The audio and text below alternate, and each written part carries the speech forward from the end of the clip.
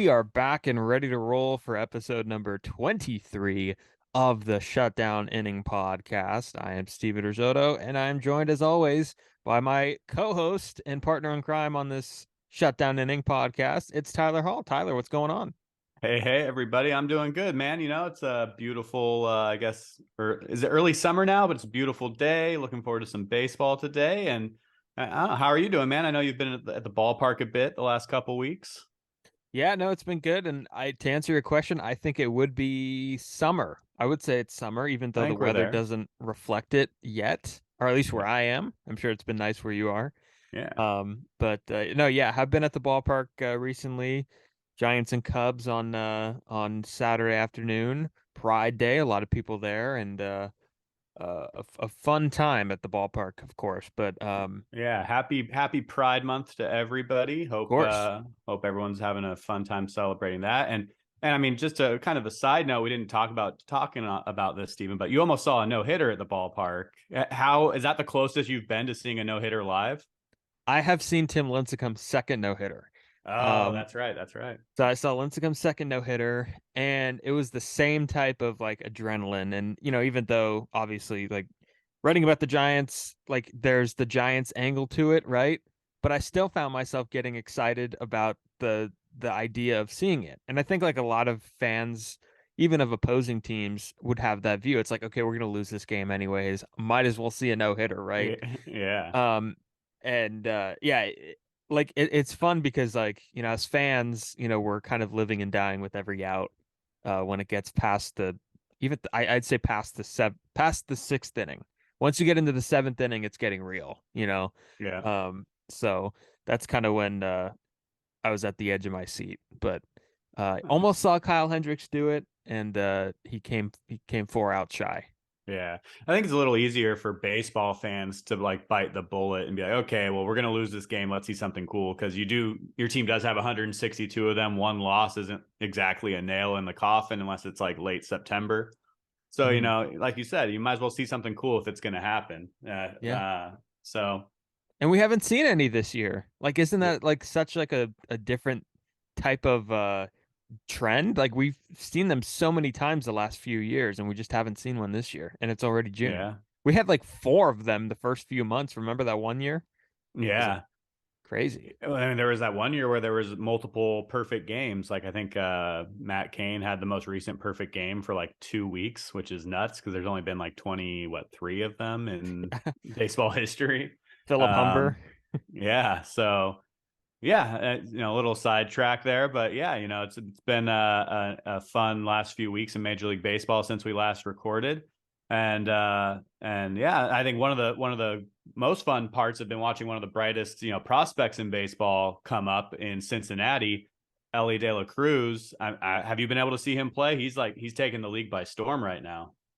He is, and this was like a very long awaited call up, and I don't know if you kept up with the controversy around his call up with Ken Rosenthal and Herb I'm Street there. assuming it was service time related or no? No, they just like he's big league ready for a few weeks now, and the Reds have had Jonathan India at second base, and they kind of had one too many position players, and they were gonna have to figure out what to do with India. Um, to kind of free a spot in their infield. But this guy's like very electric, and you could tell that he's got the tools and the definite ability. He's kind of long and lanky. He's 6'5", Mhm. 200 pounds. Um, not as tall as like O'Neal Cruz, but that was kind of the comparisons that I saw. But I think Elly De La Cruz might have more tools than O'Neal Cruz from Pittsburgh, and he's very fast. That's one thing that I noticed right away. And I Yeah. think I looked at his first. Did you see like his first to third speed things, like sprint Yeah. speed? And then I think it was yesterday he ran through a stop sign to score, and he's like they asked him about it after the game, and he said, "I'm the fastest man on the planet, pretty much like I'm the Yeah, fastest man on earth." yeah. I would get. Yeah, You he hits know, the ball hard. He had like a 458-foot homer in his second game, and but anytime you could run faster than Corbin Carroll on a play, and it registers faster than Corbin Carroll, then like you're pretty legit. And I think that this guy's going to be a star in the league for a long time. And who knows, maybe he amps something up for the Reds because they have a lot of talent on that team. I think that goes unnoticed, but good to see him debut. Yeah, like one guy coming up like that can really electrify a clubhouse and get a team rolling. So, Yeah. And his home run. yeah. I mean, well, he basically hit for, quote unquote, the cycle in his first like 2 or 3 games. I think he hit a double in his for his first big league hit. The next game he had, I think, a single and a triple, and then he added the home run. I mean, he can do it all. And I think you had a fun story about his home run, right? Like the kid who caught it hooked up all of his buddies as part of the care package. Yeah, so the guy it went in the back of the bleachers at Great American Ballpark, so very close to going into the Ohio River, and uh this kid caught it and everything, and like there's some negotiations for a little bit in the bleachers. Somebody was live tweeting the negotiations, which I thought was funny. And then at the end of it, he hooked up his whole entourage of people that he was at the game with, and they each got like a ball, and I think he might have gotten a ball and a bat, but um I always like it when guys give their first. It's a little tricky when your first home run, because obviously the idea is that you want to keep it, but honestly, I feel like the story of giving it back and meeting with the guy, that would trump any like baseball that I would have in my possession. Like, right, when you Yeah, catch it, it's just a baseball and it doesn't mean much to you as it means to the person that hit it. But if you got yeah, the story behind it, I feel like that lives longer. So that's cool. yeah. I mean, I would definitely want like a meet and greet to be part of it, but I'm definitely giving that ball back in one form or another Mhm. for a first home run ball. Yeah. But yeah, and I know there's a few other top prospects around baseball waiting to make their debuts potentially this year. So hopefully, De La Cruz is just a sign of things to come for Major League Baseball. Yeah, no doubt, no doubt. A lot of young players, a lot of young international players. The game is in a very good spot. And speaking of very good spot, how about that transition? Heyo. Um, AO, the Texas Rangers in the Lone Star State, they are arguably the best team in baseball over the last few weeks. They don't have as many wins as the Tampa Bay Rays. The Rays are just killing it, but they're 41 and 22 at the time of this recording on the morning of June 11th, and they're rolling. I mean, they just have like their offense. I don't know if you've seen it, Tyler, but their offense, like everybody they have, has an outstanding and above league average OPS. Like Marcus Semien, I think he had a hit streak. Josh Jung is looking like, the AL Rookie of the Year. Seager's hitting. I mean, they have a team right now that's just loaded, and their pitching is kind of makeshift. We'll get into that in just a second, but I mean, Yeah, what I a team. mean, yeah, they've been on a roll. I'm not super surprised as being a Bay Area fan that Bochy's got them playing good ball and kind of working that Bochy magic. And they're definitely, if you want to say the Rays have a better record, then cool, you can say they're the best team just because they have the better record. But if you take out Tampa's crazy hot start, over the last month or so, it's got to be the Rangers. And they're just hitting the crap out of the ball. They're winning ball games. I that they do have the best run differential, which I feel like I bring run differential up every week, but I know it's not the end all be all, but that's a good indication of how your team's performing.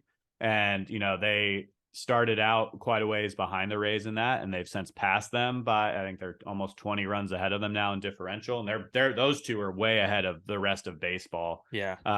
In that, I mean, you'd have to like the next closest to the Braves at plus 73. You'd have to like double that almost to get to the Rays. So I mean, both of those, I can get the cream of the crop is definitely those two. They're at the top, and it's okay, 1A or 1B, and the Rangers are definitely there, and it's got to be happy if you're down in Texas. Well, unless Yeah. I guess the kind of unless you don't like $185 million arms getting banged up and having Tommy John after 6 starts for your team. Yeah. And real quick on the offense before we go to deGrom, because the deGrom thing is huge. But Texas, I believe, if I'm not mistaken, I saw a stat where it said like Texas had scored 10 runs or more like 16 times this year. That's absurd. Like they're just having like explosive offensive games, and um it's really, really amazing to see what they're doing. And like you said, the run differential, like 20 runs may seem like a lot, but or 20 runs may seem like not a lot, but it is a lot. And it's Yeah. just an absurd number, and really, really cool to see that. But yeah, deGrom, Tommy John surgery. He's going to be out for the entire year. This is his second Tommy John on that right elbow. And this is, I mean, I don't know if you saw like his comments after the announcement, but he was crying. He mentioned how he really wanted to be a part of this run that Texas is going on, but yeah, he's got a Mm-hmm. torn UCL, and it's he's going to have that surgery, which is really really unfortunate. Yeah, I mean, it's definitely unfortunate for a lot of reasons. I mean, obviously, you don't want to see anyone get hurt. And, he's battled, he's dealt with Tommy John before. And he's one of the best pitchers in baseball when he's healthy. You don't want to see those caliber players missing time, let alone at least like a year. Like, he'll probably be lucky to be pitching by All-Star break next year. Mhm. It usually takes a little over a year. I mean, it does make, because like I said, he's missed quite a bit of time already this year. He's only made 6 starts, so it does kind of make what the Rangers are doing even more impressive that they're able to do it without, deGrom in there. But Yeah, it's got to be scary because usually, the first Tommy John, most guys just need one, and they say your arm comes back stronger than it was before. But that second one is usually not a good sign for your long-term health yeah, in your arm, at least. and I looked up like what the recovery time is, and they like apparently they're gonna like toggle around with what surgery that he's gonna get. It might not be the full Tommy John. It might be like some other reconstruction operation that's kind of been experimented with the past few years. But either way, it's gonna knock him out the entire year this year, and probably in that 12 to 18 months range. And Yeah. Chris Young said that ideally they want him to come back next season. And if he comes back next season, who knows? Maybe it's like a mid-season acquisition for Texas if they're in the hunt in 2024. Yeah. But he's pitched really well this year too, in just a few games, and I think his last start was in April. Um, and I'm looking at it now. Well, I was looking at it. Here it is. He had in 6 starts, that's 30 innings. He allowed 9 earned runs. So that's pretty good and had a strikeouts per nine of 13.4, which is very deGrom-esque. But Yeah. sucks to see. I mean, he's Yeah. one of the best in the game, and Yeah, you hope he doesn't become one of the, what if stories, what if he could have stayed healthy for his whole career. Hopefully he can at least bounce back. And I mean, he signed a 5-year deal with Texas. So he's got, by the time he comes back, he'll have hopefully 3.5 years left to make it worth the while there. yeah, So and not a Hall of Famer. Sorry for those that want to make that, but not a Hall of Famer in my mind. Doesn't have enough there. yeah, I mean, depends what he does when he comes back. He'd have to come back and basically pitch like he did at his peak for the rest of that time. I mean, I'm looking at his baseball reference right now, 84 career wins. Yeah, I mean, he's in Lincecum territory right now. 2 Cy Youngs, awesome, cool. Mhm. But And his really next full good. But season will be his age 37 season. yeah, So that's not ideal. not at all. But we'll see if the Rangers haven't been slowed down yet, so we'll see if if they can just keep riding there. And then obviously another big injury in baseball, but not to the extent, luckily, as deGrom is Aaron Judge on the injured list for, I believe, the second time this season already. I think they're hoping that it'll be a short stay on the injured list for Judge. I think they're saying that they're doing some tests over the weekend, and at the end of the weekend, they're looking to have a timetable for him. But, that's also got, 2 of the biggest contracts going out in baseball this offseason, and they've been riding the injured list for a while. Yeah, I wouldn't be too concerned with this Judge one. I think what you said was hitting the nail on the head. I think he expects it, and so does the team. They expect it to be like the limited amount of time on the injured list, which is good. And they dodged a bullet with it not being a broken toe. So Mm-hmm. basically, for those that missed it, JD Martinez hit a opposite field fly ball to right field. And Dodger Stadium is a very old ballpark. I think we have to mention that. Very old ballpark. It is 60 years old, over 60 years old at this point in Yeah, I think time. it's the third oldest in baseball, right behind Wrigley and Fenway now. Yeah, that's right. That's right. Second oldest in the National League. Um I don't know how much that age has to do with like, the gates in right field. But anyways, there's gates in left and right field, and Judge caught a ball, great catch, went up against the gate, and as a big guy, naturally, that gate opened. And when it opened, there was the part of the gate at the bottom is doesn't move. So it's kind of like a step that you have to step over, and Judge kind of slammed his foot up against that step. And there is like some padding there, but he got banged up pretty good, obviously enough to put him on the injury list. And um, so that was kind of how it happened. And then they thought it might have been a broken toe, but it wasn't.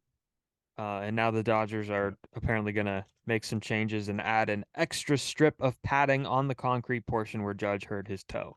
So, kind of reminds me of like the Mac Williamson at Oracle Park where he tripped over the bullpen mounds and then everybody called for those to get removed. And here we are, Yeah. they're not there anymore.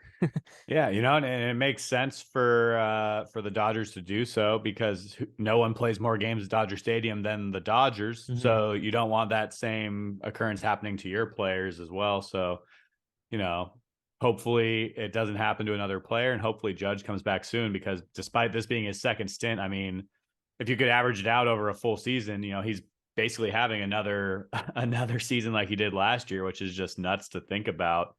19 bombs, 40 ribbies in 50 games, pretty much 49 exactly. But I mean, yeah. And statistically without him, the Yankees are bad. They're not a good team. Like their entire lineup looks so different. And even like when I think his first game out with it, or one of his first games out with the injury, the Yankees ran out an outfield of Willie Calhoun, Jake Bowers, and Isaiah Kiner-Falefa. Yeah. I mean, I said it before, like in one of our off-season shows when we were talking about where Judge would sign and people talking about like, why would Judge want to go somewhere else, the Giants specifically, when he could play for the Yankees. And, if you, like I said before, if you look at the comps, like he's not like part of Murderer's Row on the Yankees. He is the Yankees. Mm-hmm. And so obviously important for the Yankees to get him back because that AL East is not a place to be able to flounder around for too long. Otherwise, you'll find yourself sinking to the bottom pretty quick. Yeah, no, there's no room for error in that division. Exactly. And yeah, no, just a tough break for New York. They're going to have to add an outfielder at the deadline. And I'm sure we'll talk about that when the deadline stuff comes up more. But yeah, no, best hitter in the American League. And hopefully not too much time is missed and he could get back pretty quickly. Yeah. Should we go to another injury in New York? Should we stay in New York? Should we go to Alonso? Let's keep it in New York for a second. Yeah, go for it. Did you have a transition? I did not. Except New York across on the other side of the Big Apple. Yeah, we did. Another. I think he leads Major League Baseball in home runs. Pete Alonso is now on the injured list. After getting plunked in a kind of an eventful series against the Atlanta Braves. The beginning of the series, he hit a home run. I think was it off Strider? The home run? It was off somebody. I know that doesn't help. Yes, the home run was off somebody, but he was kind of yelling. A hot mic picked him up in the dugout, yelling, throw it again, please, throw it again, and that kind of got a life of its own. And then the Braves fans are making throw it again shirts now because the Braves ended up coming back to win that game and win that series, I believe. But then, later in the series, Alonso did get plunked and is now on the injured list himself. So now, the two of the biggest bats in baseball in the biggest city in the world, or in the baseball world, at least, are on the injured list. Yeah. Yeah. And it was Bryce Elder. That's the name of the young right-hander for the Braves. I knew it ended in Dur. Yeah, Dur. Yeah, of course. And Bryce Elder did not have any issue with it. He thought it was fun, I think. Or didn't I think he said he didn't even hear it during the game. He learned about it after the game when they showed him the video, and it's like, guys are going to chirp at each other. I don't think he wasn't yelling anything malicious. So, I mean, yeah, but yeah, that doesn't stop a fan base from rallying around it. So not surprised the Braves fans are getting fired up about it. When your biggest rival gives you something to get fired up about, you get fired up as a fan base because, that's what we do as baseball fans. And it's funny that the littlest things will trigger something like that. Like easily we could see the Mets doing a giveaway of that capacity, right? It's like something was born here. And like, I'm sure Pete Alonso had no idea what he said would trigger just this outpour of like you mentioned shirts and And I hate to relate it for the Giants fans that are listening, but it reminded me a little bit of the Max Muncy go and That's get what it I out of was the just gonna. ocean. Yeah, get it out of the ocean. And like just how the littlest things you don't even know could turn into this big public relations stint. Yeah. And I'm sure we could think of like tons of more. Like another Dodger one was Joe Kelly. Remember when he walked off the mound and he had the Uh, crying face? Yeah, yeah. and that turned into a big thing. There were shirts made of that. So like sports, I mean, that's the cool thing about sports is that stuff like that happens. But yeah, no, Alonso's another guy that got lucky because anytime you get hit in the hand, like I don't know about you, but Yeah. when a guy gets hit in the hand, like You can miss some time. you automatically cringe a little bit. And it's called a bone bruise, so I guess that's a step below being any fracture or anything. Um but he was hitting the wrist, not the hand, but any wrist hand, I mean, just a very In the sensitive area. wrist and hand, there's just like so many bones that like Yeah, it could it's all connected, all the be a not nerves good and everything. time. Yeah. Yeah. Because I mean, if you hurt your arm, you're chances are your like ring finger and pinky finger, that's going to be affected too, right? So like the whole arm is all connected. So one thing's going to lead to another, Yeah. and definitely hope that Alonso gets Yeah. back soon. But the Mets, man, what's going on? Oof. Dude, I mean, so like I meant, going into that series with the Braves, I think they were like 3 or 4 games back, and they have since plummeted. They're 3 games under 500. They're 9.5 back of the Braves right now. And it's just nuts to think that like Steve Cohen actually had to come out a few days ago and say, I'm not blowing the team up. It's like, well, you just spent like hundreds of millions of dollars. You spent more money than anybody ever did in an offseason, I believe, to put this team together. I hope you're not blowing it up because I don't know how you could. I don't know how you could afford to blow it up, but it's just nuts that everyone was Mets, because they had such a amazing offseason on paper that almost to the a month short of the All-Star break, and their owner has to assure the media he's not blowing the team up and that his manager and GM have his blessing, which is always kind of scary as a manager and a GM whenever an owner has to publicly say your job is safe. But I Yeah. don't think anyone saw this coming for the Mets. Yeah, the Mets could lose two in a row and people would freak out to the point where Steve Cohen would have to say that. But I read something this morning before we hopped on here that like Buck Showalter's job might be on the line here. And that was surprising to me. And it kind of reminded me of the Phillies situation last season with Joe Girardi, who, Girardi, obviously a very respected baseball guy who's managed for a long time, very respected baseball manager. And Buck Showalter's the same way, very respected baseball manager. And I was shocked because like I had figured like, oh, Buck's doing such a good job. And then I was like, wait, that's last year. And it shows you Yeah. how much of, New York, there's pressure in New York and also how much things could change in a year. So, I mean, I don't know if we're at that point with, Buck Showalter being fired. I think they'd have to drop under 500 a lot more for that to be happening. But Yeah. I based think on, it's still a little early. I think it'd have to be like, let's see where they are at the All-Star break kind of thing. yeah.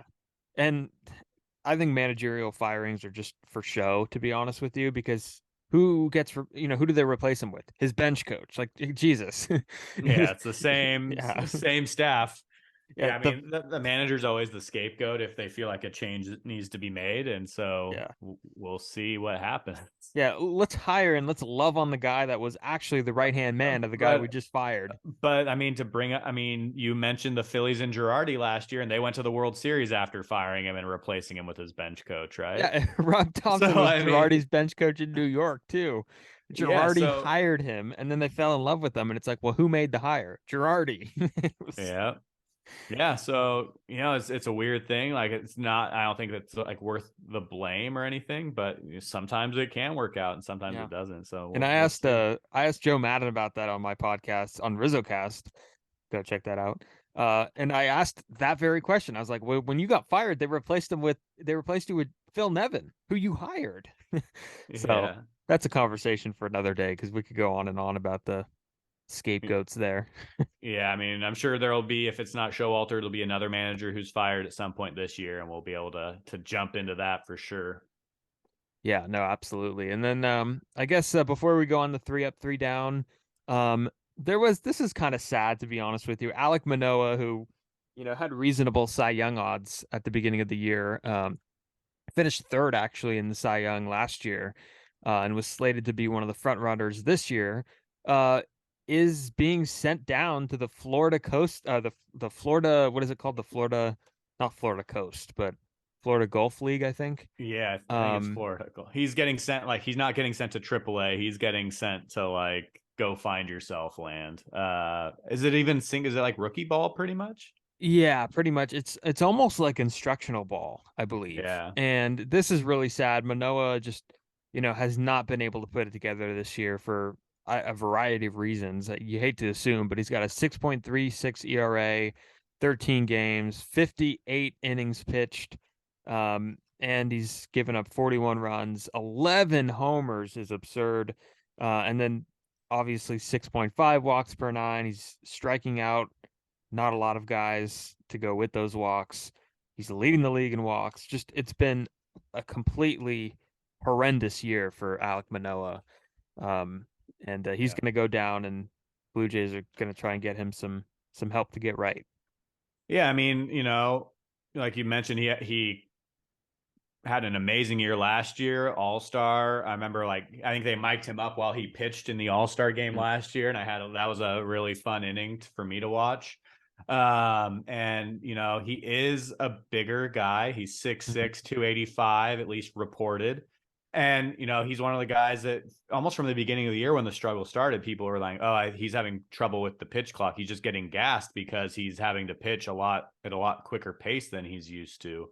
And I think I saw a clip, it might have been by Pitching Ninja, where it was like he threw 3 or 4 pitches in an outing in the time it took him to throw one pitch last year.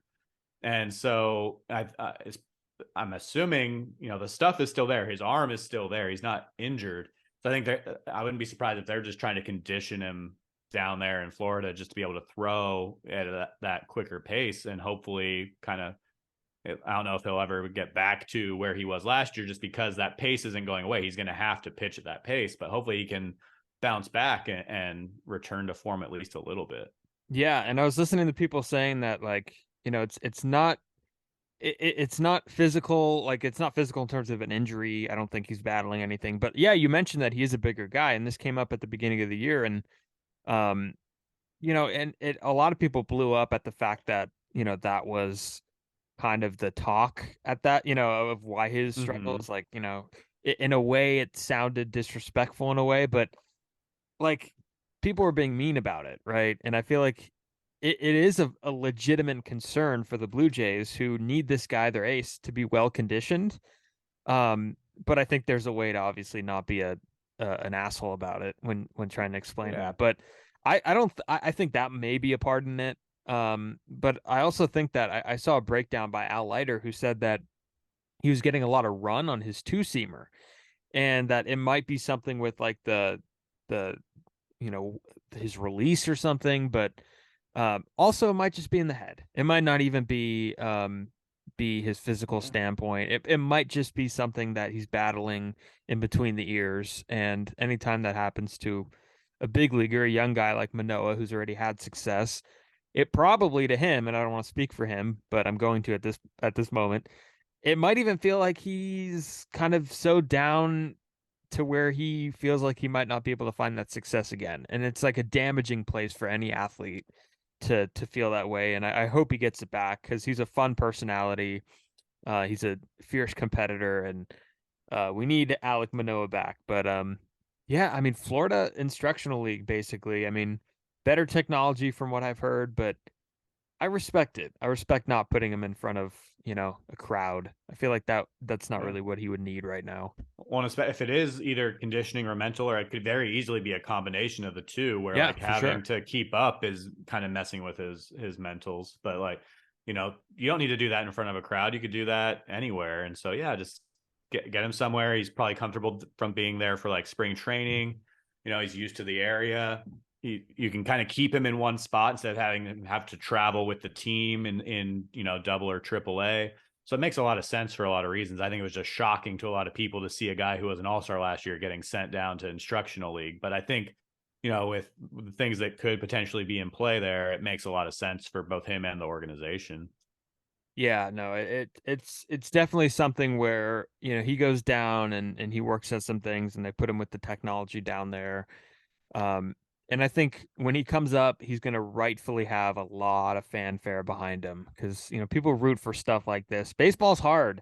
Yeah. Baseball's hard. And, when we see a guy struggling this bad to where um, it's almost like feels like it's a mistake, like a typo when you're looking at the numbers. Like Alek Manoah really is this bad?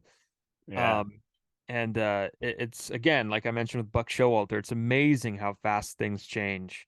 And we hope he gets it right. Not a fun time for Alek Manoah. No, definitely not. And yeah, hopefully he'll bounce back. I know that the fans will support him. I saw a clip. There was on a group on Facebook for people trying to visit every stadium, and like someone finished like their 30 stadiums in Toronto over this past week.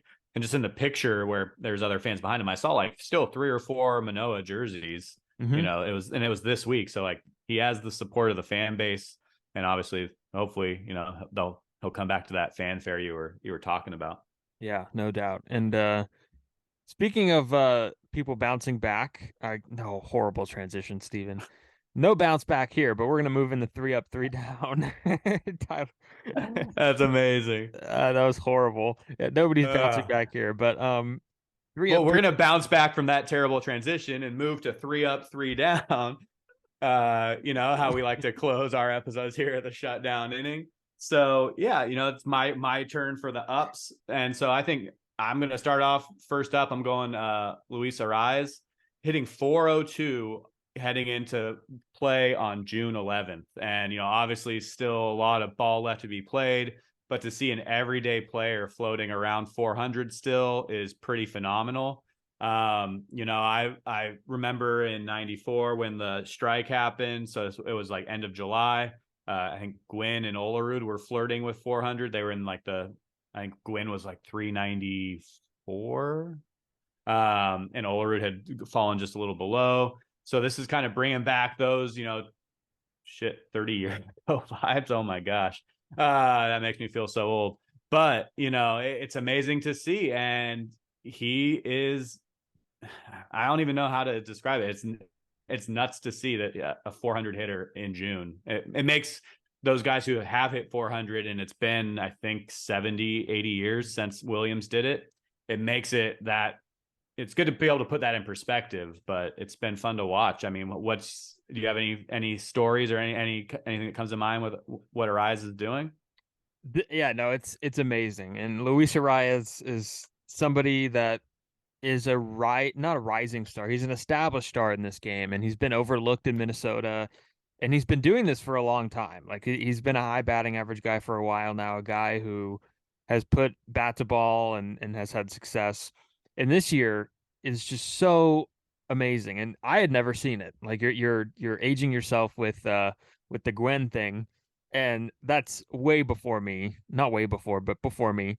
Was And it before? like It was before you were born. yes, before I was so like I had never seen I'd never seen anything like this. And I know and I do want to focus on real quick and we'll get to the other ones. I want to mention batting average because I knew this would come up yesterday and I was thinking about batting average and how it's perceived. And before I start, I do want to say that batting average um it is not something that you would judge a player on in today's game. OPS is better. The peripheral stuff on Baseball Savant probably better. Weighted runs created plus all that stuff is probably a better tool to evaluate a player's offense than batting average. We get it. Um, what at the same time, I still like seeing a good batting average. I still like looking at the scoreboard and not seeing 230, 220. And 402 is way above any of that. So just as a whole, batting average, although it's not something that, you would judge a player off of now, or at least judge a player too hard off of now, it is still a fun stat in my mind, and I like seeing it. And Well, I mean, yeah, I think yeah. it's not the end all be all like it used to be, and Mhm. rightfully so. I remember when I was a kid, I'd look at the paper in the mornings, especially on Sunday morning, because you'd have all the team stats. Because I'm also before the internet, so I couldn't just look at it whenever I wanted. But it was like the stat that was on there. They might have shown on base percentage, but it was like batting average. Mhm. And so it's not the end all be all, but I mean, if you're looking at a guy, it's like, do you want his batting average to be higher or lower? Obviously, you want the others to be, but it's like, of course, you're going to want a guy to hit 394 instead of, 260. So, I mean, it's where people like to just say, oh, it doesn't matter anymore. And it's like, well, that's ridiculous because when a guy hits the ball, do you want him to get on base or not get on base? And batting average is part of that. I think it always matters, but I just think, to a lesser extent now, but what we're seeing with this guy, like, I mean, you and I were talking about this, like you had mentioned before the podcast started, you were like, well, did he get a hit yesterday? Did he get how did he do this weekend? And that is like the type of thing that this feat produces is we look at the stuff every day. We track it every day, like we did with Judge last year. Like it's fun to track this stuff. Yeah. I can't even imagine what it was like tracking like DiMaggio's hit streak or something. Like numbers is fun. And to do it daily like this is just a lot of fun. Yeah, the DiMaggio thing is probably a great call because, even when like I'm remembering back for myself to like the home run chases, McGuire, Sosa, Bonds, at least there was like Sports Center every night so you could see. But like DiMaggio, you had to like wake up in the morning and check the box score unless you were at the game pretty much or listening on the radio. You had to like wake up, check the box score. And so, I think especially if he's still floating around 400 come All-Star break time, it's going to become, not just for us, but like for a lot of people, it's gonna be like, okay, did he get it? What did he do tonight? 2 for 5, 1 for 2, 1 for 4. Where is he? What's he doing? Yeah. I'm going to start adding it into my routine, reading the New York Times and the Chronicle, San Francisco Chronicle, and then boom, right to Luis Arraez. Did he get a hit today? Because it's that big. Yeah. And I mean, I don't think he has a chance of catching. I think Ichiro's record is out of touch, 262 hits. So yeah, I don't think he's going to get to that, but he's already at 90 hits as well. So it'll be kind of fun to see how far up the hits ladder he can get as well, because 12 strikeouts. I saw a really cool stat the other day. I think I might have sent it to you. If not, I'll try to find it again. But there's only 2 guys active. It might even be in the last, like, not even just active, like in the last like 50 years or something, with at least 10 plate appearances with more walks than strikeouts. And the only 2 guys to do it, obviously it's Arraez is one of them because we're talking about him. Any guesses on the second? Is it Lamont Wade Jr.? And it is Juan Soto. Oh, that's a good, yes. Juan Soto, of course.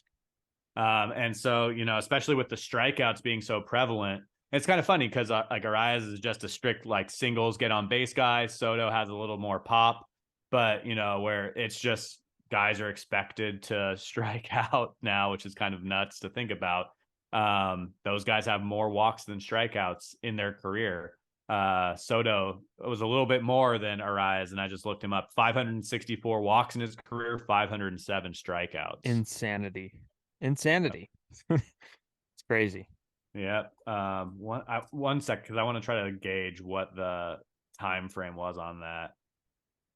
Yeah, just to look at it. Since we talked about it, I had to look up Tony Gwynn. 790 walks, 434 strikeouts in his career.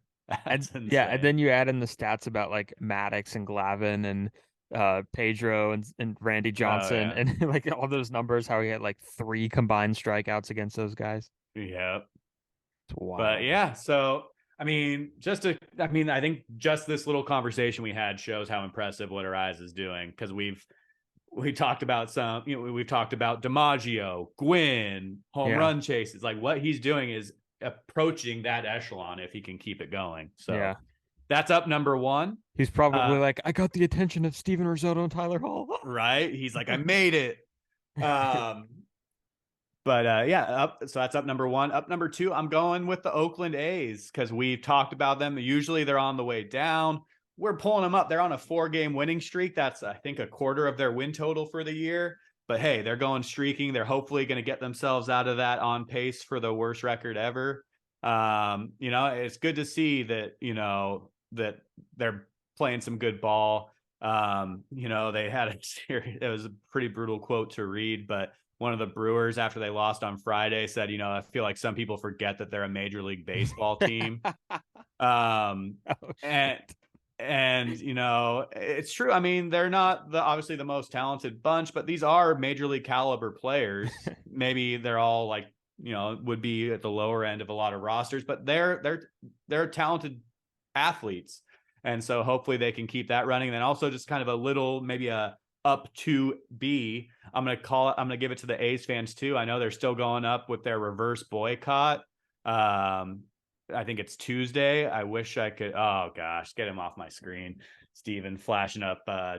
Was that Dave Caval? Cavill. Yeah. I mean, shout out to that guy just bombing in front of the Nevada state officials this week. What a clown.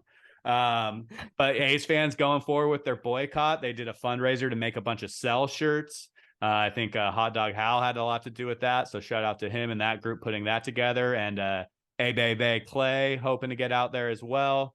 If I was going to be in town, I would definitely try to make it down, because even though I'm a Giants fan, it's something that I've been very vocal about, is hopefully keeping the A's in Oakland, and at this point getting Fisher to sell.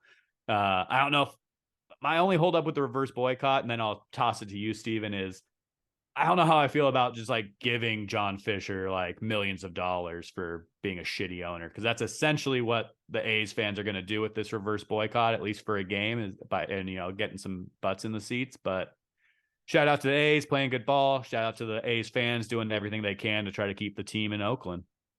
Yeah, I would be fine with it for one day. I think it'd be different if they're like, let's sell out the rest of the year, guys. Let's do it just for one game. Let's see how much the A's can prove that they could get people at that ballpark. And I hope to God it doesn't flop. Like, that would be really embarrassing, but I don't think it will. I think fans are going to show up, and I think I think there's really going to be I hope there's a lot of Giants fans there too. Me too. Yeah, and I really hope that there's a chance for and granted, the people that are running the A's right now have shown very little signs of humanity and, I guess, possession of a heart. So I hope that this gives them a chance to show what they're going to be missing out on, because Oakland, they show up when there's a team put together. We've seen it on the timeline, like when the claim was made in one of these meetings that, oh, well, even when they were winning, we didn't have people there when we were winning. False. They did, so yeah.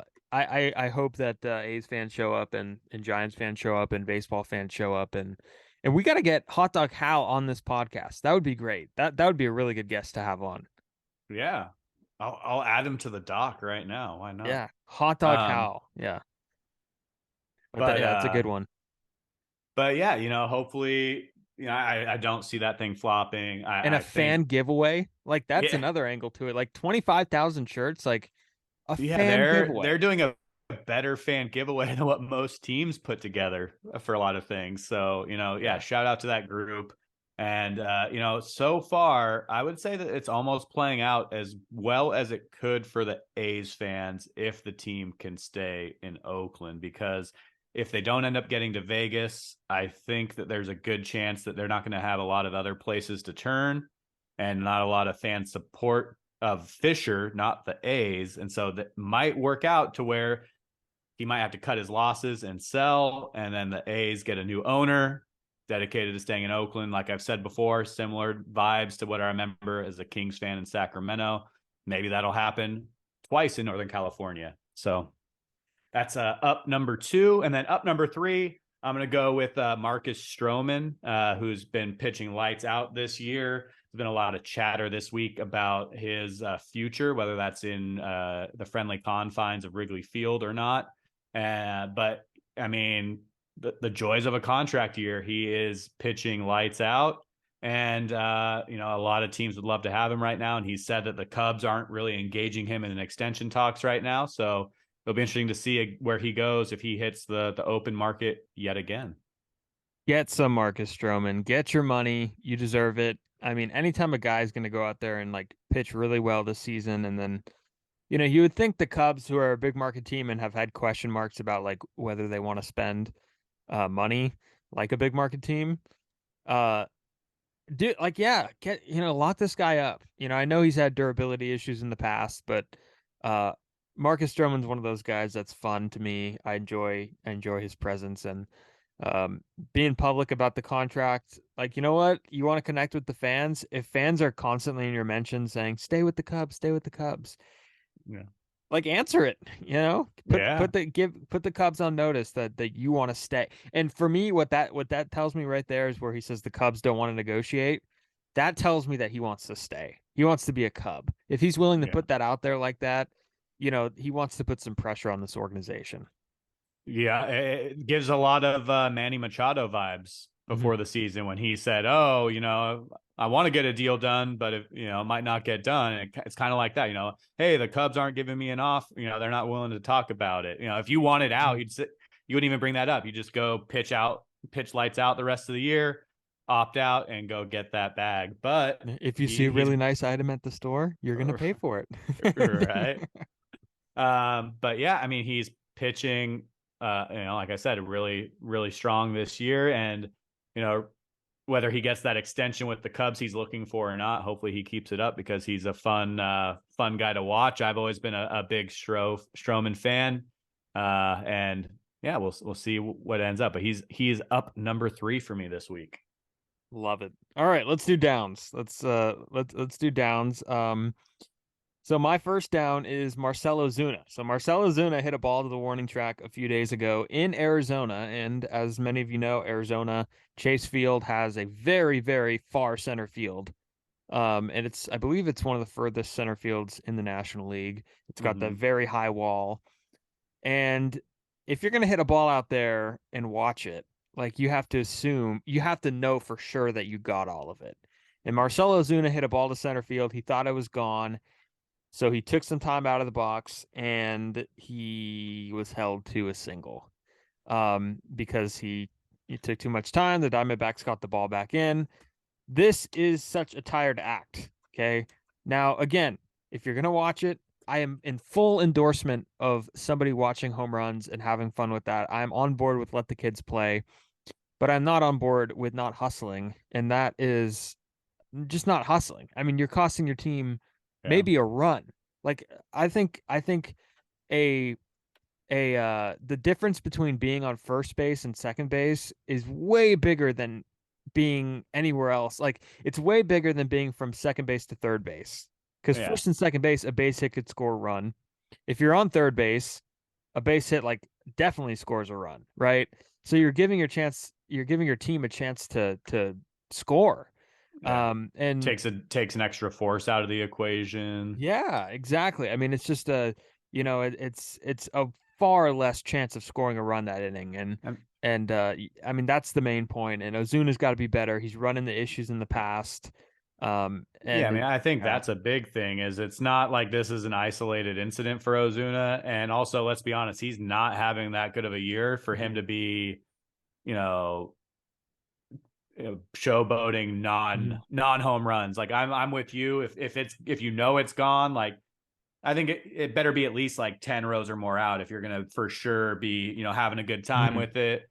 But I'm totally down if you are. But you better make sure it's gone. And if you're not sure it's gonna be gone, you better be having a really good year to be able to say, "Oh, my bad," but I'll make up for it because his on base percentage is barely over 300 this year. Like there's not a lot of reasons why you can't be standing on first base after hitting a ball to the wall.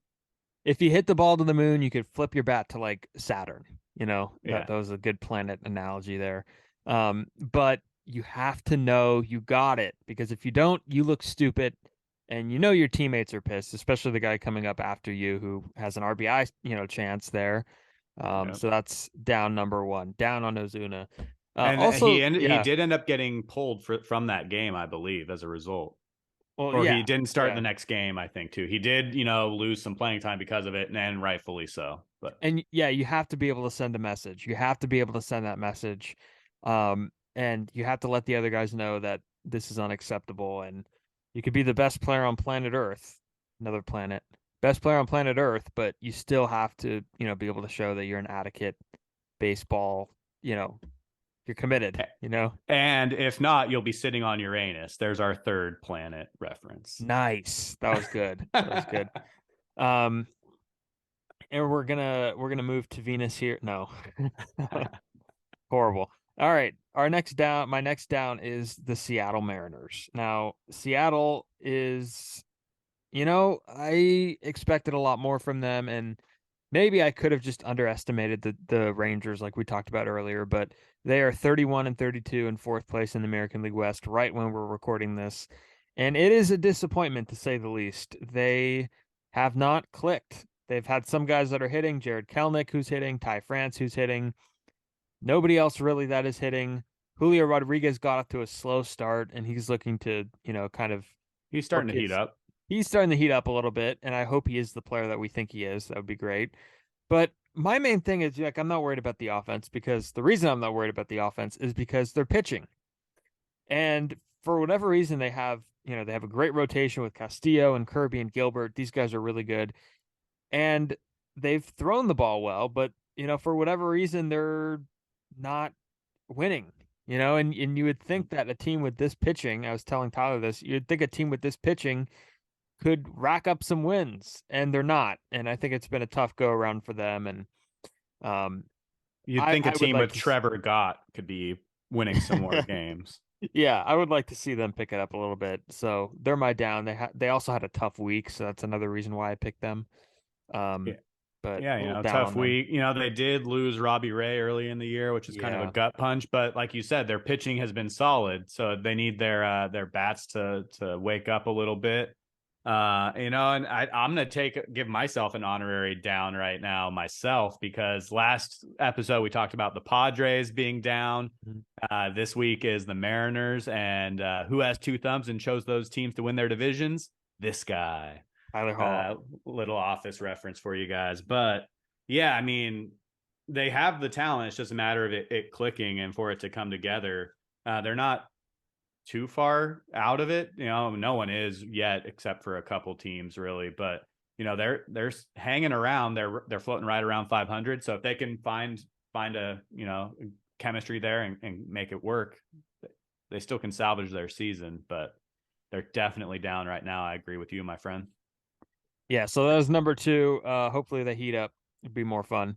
And then number three is, and I do want to mention that like downs is not just for me to be critical. I like being critical, but this one's really sad actually. Steven Strasburg, who was the former first overall pick in the country out of SDSU years ago, burst onto the scene with that really big debut where he punched out a million guys.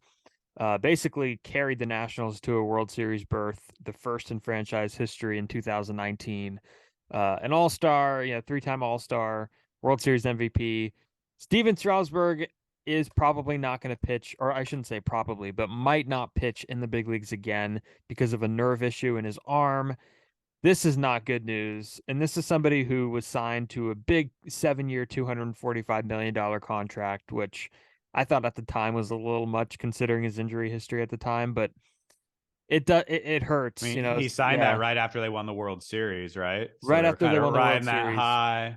there was pressure to keep him in Washington, and this is the tough one because Strasburg, you never want to see a guy's career end because of an injury. And I got shades of like obviously Prince Fielder. That's the one that I think of where, you can't play again. But I mean, we haven't seen him in a long time. He only played in one game last year, one game, five Yeah. games in 2021, two games in 2020. He's been kind of missing in action. And this is a guy who's, again, one of the biggest what ifs in my mind. And if injuries never affected his career, I'm thinking we're looking at a future Hall of Famer. Yeah, I mean, shoot, if he never pitches again, eight games for that 200 and what was it, 45 million? Yeah. That's brutal. But also, I think I remember reading that the Nationals weren't, probably because of that injury history, they weren't even able to get insurance on that deal. So Mm. they're on the hook for all of that. But just like you said, on just like the player level, it's really unfortunate because he was, one of the guys coming. There was so much hype around him when he came out. It's almost like Bryce Harper level hype for a baseball fan, or LeBron level hype if you're a basketball fan. Like him coming out, he was on the cover of Sports Illustrated before he even, was drafted. He was, the guy that was, coming out. And it is really unfortunate that we may never get to see that on the mound again. And if we do, what are we watching? Is it the same Steven Strasburg, or is it a shell of himself? So yeah, like you said, it's more of a sad down and not a what the hell are you guys doing down, unfortunately. Yeah, and still a really good career, like really good career. I mean, it's hard to be a 1-1 guy in the draft. And like he might be one of the best 1-1 pitchers in baseball history. If you look at it, I'm sure we'd have to do a deep dive, but Garrett Cole was another 1-1 guy. He's probably on that same list too, but hard to be a 1-1 pitcher and be effective. And Strasburg, if you look at that entire first round in 2009, Mike Trout had the highest WAR, and he was picked 25th overall. Strasburg is number 2, above Zach Wheeler, AJ Pollock, Mike Minor, Mike Leake. So, I didn't realize Mike Leake was in the same draft as Mike Trout. It seems like Mike Leake's old, but he's only 35. But anyhow, yeah, tough to see Strasburg. Hopefully, maybe he does come back, but maybe it's just best that he hangs it up for his long-term health. Yeah, I mean, looking at the list of first picks, and as far as pitchers go, he is definitely near the top of that list. There's a couple guys that had some good careers mixed in here. Andy Bennis, Tim Belcher. A lot of the time it's position players that are drafted number 1, but yeah, especially as far as pitchers go, David Price, solid career. It's a good one. But yeah, so I don't know. Yeah, we'll Tough see. To see. I wouldn't be surprised if we don't. Partially because, like you said, he's got a life ahead of him and $245 million in the bank to live on. But you don't want to mess with nerves. You do not want to mess with nerves. That's a no. Yeah, and so especially, I'm not sure of his personal life if he's got like a wife and kids or not. But especially with little ones growing up, you want to make sure you're in good health for them. So yeah, really, really a bummer. I think we need to work on like when we do it kind of sucks every episode ending with the 3 downs. Do we do 3 up, 3 down, but we start with the downs? I don't know. We'll figure something out, but yeah. Well, I'm gonna leave and cry now. So yeah, I'm gonna yeah. But yeah, I mean, I think we shut it down again. Number 23 in the books. We go right from Strasburg. Sorry, his career's ending. I think we shut it down again. Yeah, see what I mean? That's kind of we did well, but you know what, Steven Strasburg, man. Yeah, where's our extension? But that is funny. Yeah, it's like his misery and then our success back to back. Right. Oh man, but yeah, we did shut it down again. That was a fun episode. Really enjoyed the conversation, and I think if you did too, you could follow us on our socials at @shutdown_inning. So go check that out, and then go check us out on all the podcast platforms we're on too. So fun time, Tyler. Yeah, thank you, everybody. Check us out. We'll catch you soon, and that's what's up.